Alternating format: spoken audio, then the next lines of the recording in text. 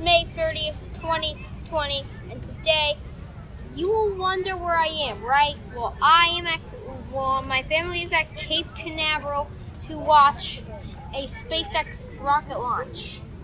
Did you ever wonder why we cannot launch airplanes into space and we have to launch rockets into space? Today we will teach you as we talk about escape velocity.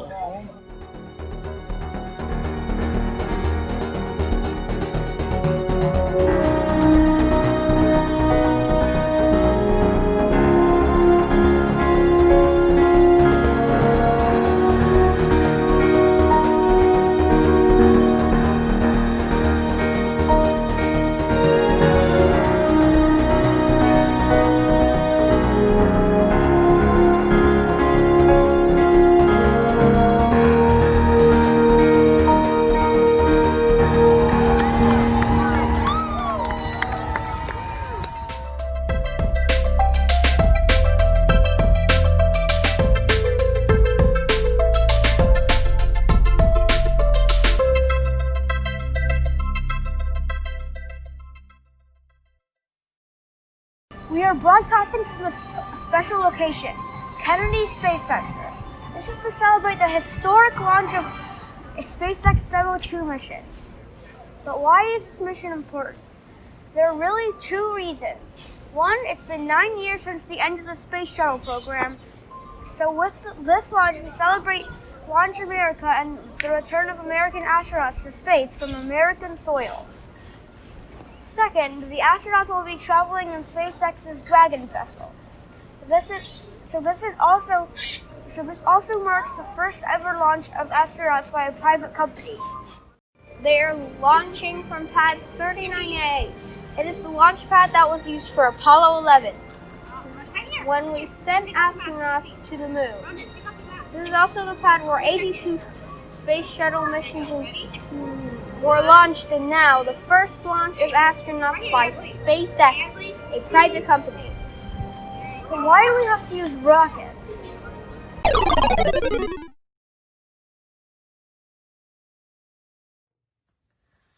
Well, right now, rockets are our only way to get into space. Airplanes won't work because for them to fly, they need lift from air. And in space, well, there is no air, so planes can't get there. Check back in the future for an experiment about Bernoulli's principle and lift. So our answer to space for now is rockets. And to demonstrate how rockets work today, we present to you An engineering challenge! To do this challenge with us at home, you will need to prepare the following materials: a balloon, tape, a polar stick. We will try a PVC pipe and a broomstick, a tuba ring. We are going to use a piece of a paper towel tube. Your challenge: engineer a balloon rocket and that could fly up and off of your pole. First, we will cut a piece of our paper towel tube off. Next, we are going to inflate our balloon. You may need someone else's help for this in the next part.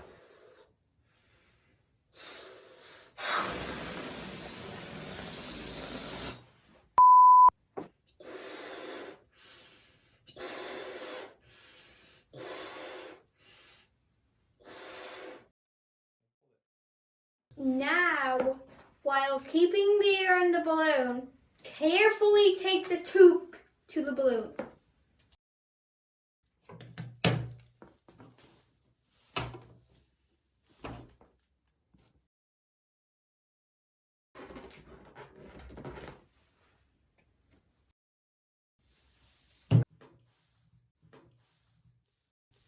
You are ready to try and launch your rocket.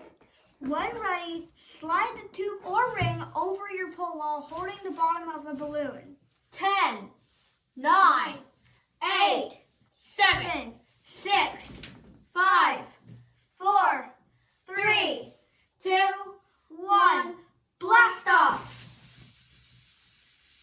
Seriously?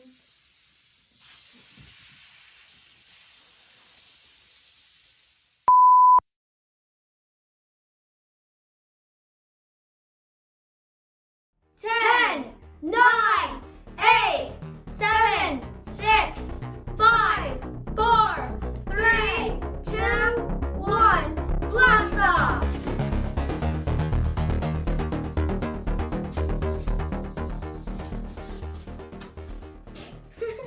What happened? Did your rocket move at all? Did it get stuck on the pole? Or did it go up and not successfully launch off of the pole? Warning, your first several attempts may fail. We had to try over 30 times, but this is okay. Actually, it takes real engineers a lot of testing to make a safe and successful rocket. That's part of the challenge. Try different things like taping the tube at a different place on the balloon or using a smaller or larger pole. Remember, to be an engineer, you have to design, build, test, and improve over and over to get it right. Now, let's talk about the science behind why we use rockets to get into space. One concept is escape velocity. But what does that mean exactly? Well, velocity is speed in a certain direction, and the escape refers to escaping the pull of gravity. So escape velocity is how fast something needs to go to escape the Earth's gravity. But escape velocity is different depending on the gravity. Escape velocity on the Earth is faster than it is on the Moon, but slower than a large planet like Jupiter because of its gravity. Another important concept is thrust. Thrust is the force that pushes a body upward like the rocket. For something to launch, the force of the thrust has to be greater than the force of gravity. Now, let's put these ideas together. To escape gravity, a rocket either needs a high enough velocity or a continuous thrust until it escapes. Today's rockets try to balance both. They use a lot of fuel and also go very fast. Let's talk about this in terms of an engineering challenge. The goal is to escape the pole like escaping Earth's gravity. To escape, we use the balloon's air to push it up. This air coming out provides thrust. If the air comes out too slow, then the balloon won't go up. Also, the balloon also needs enough air in it to keep pushing off the pole. This is like rocket fuel.